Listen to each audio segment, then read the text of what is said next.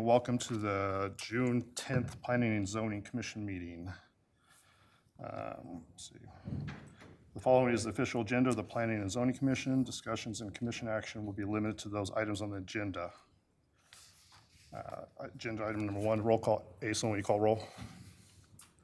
Adam Geyer. Here. Veronica McHart. Here. Andy Mendoza. Here. Jessica Richards. Here. Desiree Valladolid. Here. And Rich Phillips is unexcused this evening. Okay. We'll continue on to item number 2, approval of the minutes. Is there any discussion by the commission on the, what was that? May 13th meeting minutes? Okay, I'll entertain a motion. Motion to approve the minutes from May 13th, 2026. I'll second that motion. Okay, I have a first by Valladolid and a second by McHart. Aislinn, will you call the vote? Valladolid. Yes. McHart. Yes. Geyer. Yes. Mendoza. Yes. Richards. Yes. Motion carried. Okay, now we'll move on to agenda item number 3, training for the planning and zoning on Title 16 and 17. Turn the time over to Becky. Great. I will make this quick because I respect your time. Thank you for coming on a night that we don't have agenda items. Tonight I'm going to talk a little bit about public hearings and criteria for approval. So we've had quite a few applications recently that have come to various bodies, whether it's come here or to our hearing examiner or to city council, and we're seeing an increased number of applications being contested after the fact. And so the reason we have public hearings is to give the public an opportunity to comment. It's not necessarily a popularity vote, obviously. Even if every person in the room is opposed to a certain type of development or land use, that's not the sole reason why you should approve or deny something. And so the city of Nampa has a great citizen's guide to planning. If you haven't looked through this, you really should. But one of the things that I want to talk about was these public hearings we have often because they're mandated under Idaho State Code, which is the Local Land Use and Planning Act that we call LUPA. It is consistent. It allows for each public hearing, the paper that each hearing officer reads, whether that's here or the hearing examiner or city council, it says the exact same thing. It tells people how the hearing will be run, how they provide their comment, how we will call people up to provide their comments, and make sure that we're following our own standards and codes and giving people an opportunity to be heard. And then most importantly for us is this one about criteria.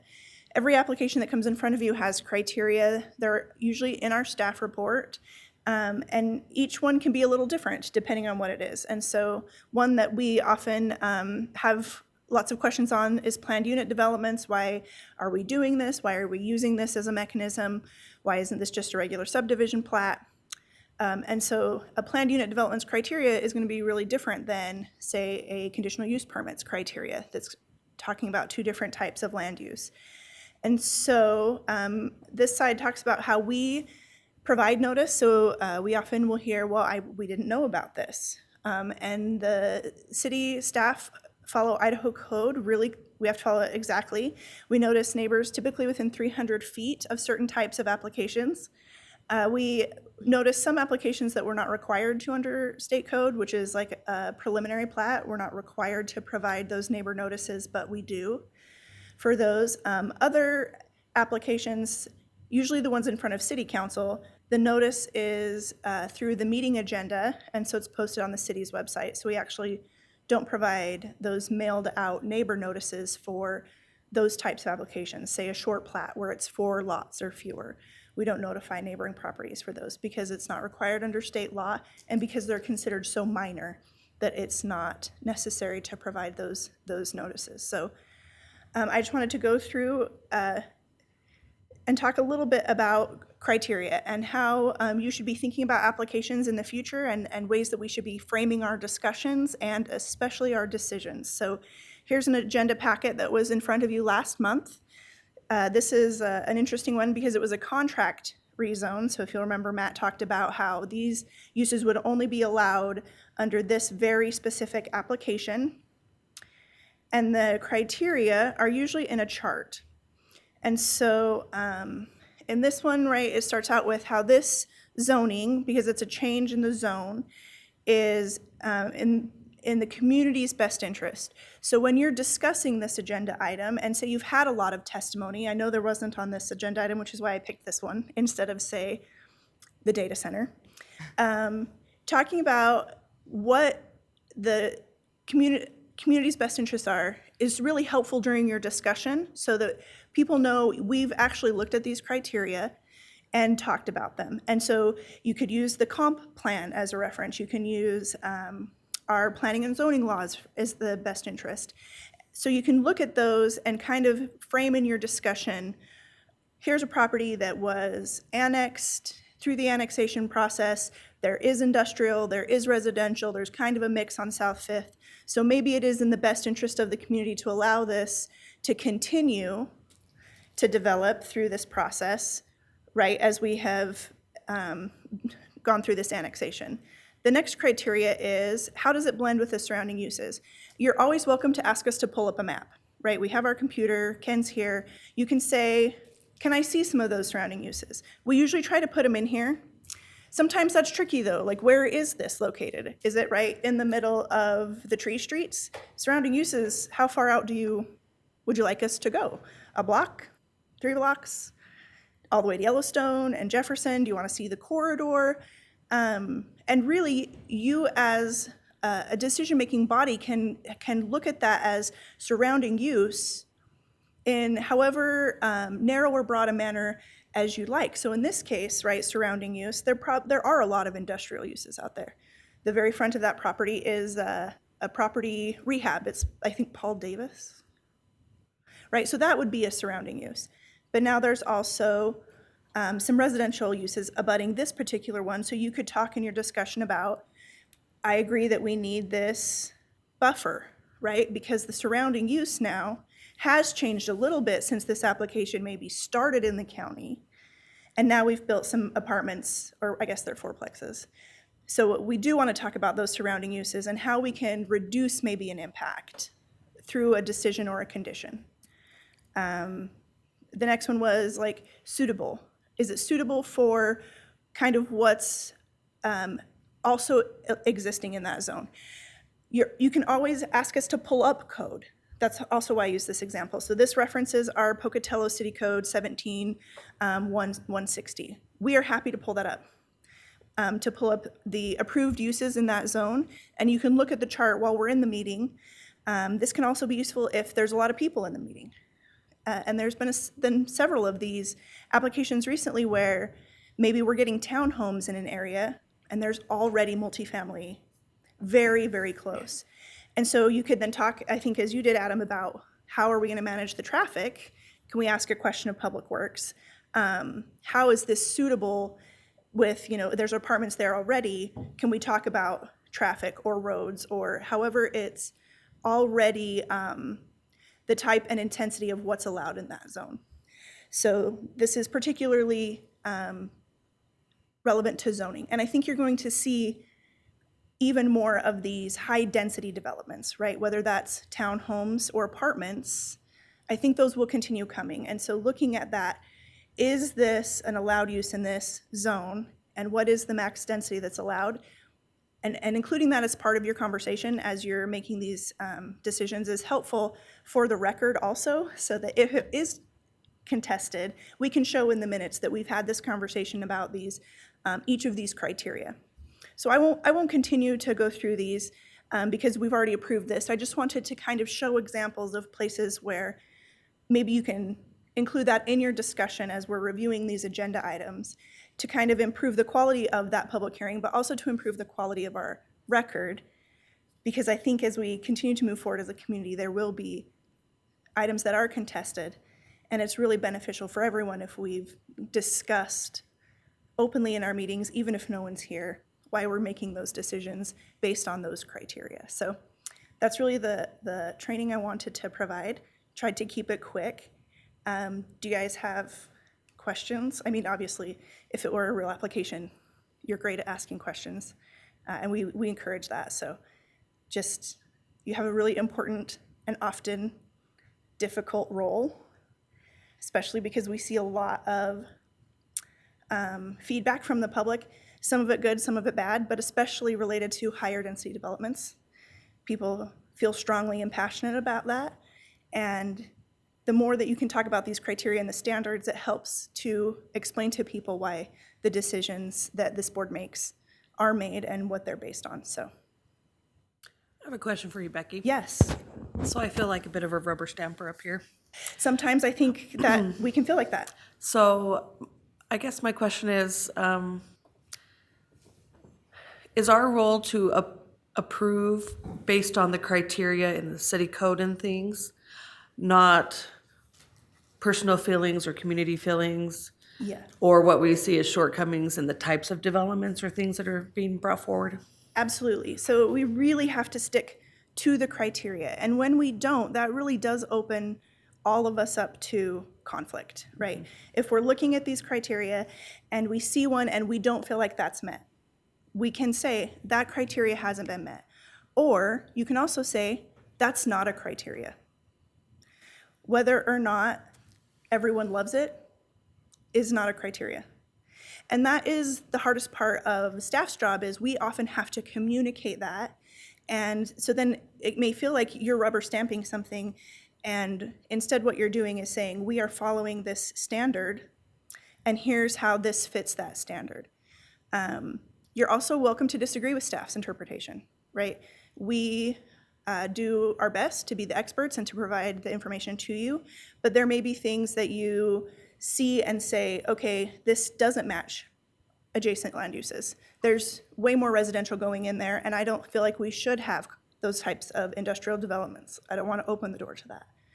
And that's within your authority as members. And I do think that the more that we increase the discussions, that you may feel less like we're rubber stamping. The other thing is we can only approve what's in, or deny what's in front of us. And so a lot of times what you'll get, especially with rezones, is, well, we want to know what development is going to happen there before we consider this. And that's not a criteria. What development will happen down the road is not one of the criteria. And that can also become problematic. So we have one that went to city council, and that conversation was brought up. Well, I am really excited about this because I think this is going to be low-income housing, right? That's the development that's going to happen there. And by introducing that element, it maybe appears like that swayed that decision when the development is not part of the criteria. The criteria is, the adjacent land uses. Do we have the utilities to service it? Those are the criteria. And so I feel like that's why I wanted to have you come, even though there wasn't an agenda tonight, because I feel like it's a good reminder for all of us to be very careful how we're wording and phrasing and considering, and try really hard to maybe check your personal hat at the door. I have to do that every day. Although my kid did come to the hearing examiner meeting last month. So I guess my team was represented, I don't know.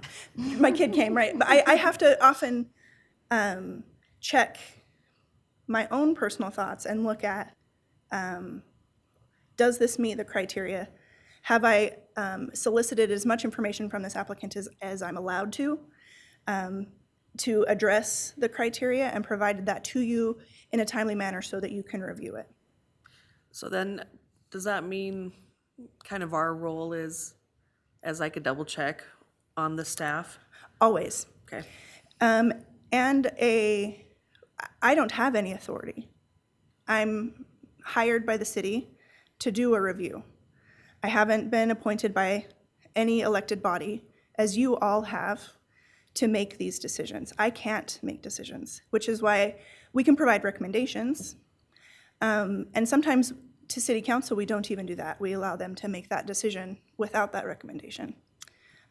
So yeah, it is an extra review, and I think that the review is often deeply appreciated, especially when it comes from this board, instead of us finding out, well, there was a typo on that on Facebook, which does happen, and typos happen, but it's better when it's caught here.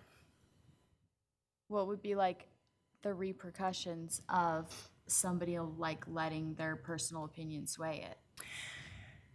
You know, Just like it would saying be for anybody impossible to listening for the prove, right? record, you know, like. So say I hate, I made jokes today about our landscaping standards, right? We have landscaping standards and people really, it's a difficult thing to police, right? How many trees someone has in their yard.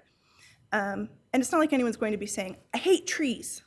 That's not what they're saying. What they're saying is, this is expensive, this is difficult. I am a black thumb. My yard, I always feel like, looks the worst on the block. So it would be really hard to prove, right, that my feelings about trees influenced my decision about the landscaping on some type of planned unit development that came in front of you. But I think the ultimate repercussion would be that you may end up removed from the board because it was becoming more of a personal way to influence city growth or city direction instead of a neutral third-party reviewer of these agenda items. And you do influence growth. We will be changing our zoning code this year. When we did the housing plan, we brought that in front of you. When we do other types of planning documents, we do bring that to you for review. We'll be bringing the zoning code to you probably multiple times. We may invite you to be part of various boards or focus groups.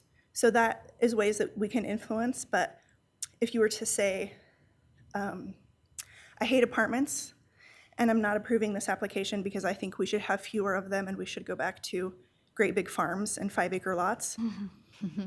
I think that just opens the door for people to then pursue a reversal of the decision because it's not solid and based on those criteria. So, Yeah, I mean, I know there's been several that we have approved that none of us wanted to approve, but it all met code, right? So that's our job, just make sure it meets code. If it meets code, we have to approve it, basically. I mean, there's been cases like Ammon Park, they asked for exceptions, so we were able to deny that at one point. And then I would assume stuff like zoning, there's a little bit more flexibility in zoning, because, I mean, we have to make sure, is this the best interest? There's some things that we can really discuss. So that's a little more flexible, I feel like. Am I wrong? no, I think that's correct, right? There's no list that could ever be exhausted of what uses are permitted in each zone. So we do our best to be pretty aware of, this is obviously an industrial use, or this is obviously a residential use. We also have a lot of direction coming from the state right now, which is unusual. Things about how even lot sizes for certain types of subdivisions. So we'll be changing those pieces and bringing those in front of you. But I think that's one of the hardest parts of your job then is when you can feel the tension and the distrust of you as decision makers because everyone thinks maybe they're just rubber stamping it, or surely someone's gotten a kickback, or they're going to do what they want. Their decision is already made. And it can be really difficult then to stand in the face of that and say, but this does meet the criteria, and here's how I feel it does. I think that's what we've done. You know, like the ones that were tough but met code, we just like, hey, there's nothing, this meets all the code. We may not agree with it, but it meets code, we're going to approve it. And I think this board does a really good job of stating that also. Yeah, we try. I know we try to. I hear you, like, Yeah. you're heard, and here's what we can do and here's what we can't do. And that is really, really rough. So I think, the more that we include those criteria in that discussion so that they hear it kind of repeatedly throughout the public hearings is also helpful sometimes. But some of these applications are really controversial. Any type of big development, like a Northgate type development, is always going to get a lot of people in the room, and it's can be really tricky to make those decisions, knowing what the limitations are on what you're asked to do. So, great. That is my whole training. 20 minutes. Thank you. Then I guess we can adjourn. Did you maybe want to mention, in case maybe the not. public wants to know, how they can find city code on the city's website? You can just Google Pocatello City Code, or you can go to pocatello.gov/planning, and it links to both the zoning code and the subdivision codes. So, and we will be obviously bringing changes to you, which you should be so excited about. So excited. All right, Great. thank you. Thank you, Becky. We can adjourn. Good night. You can read the city code.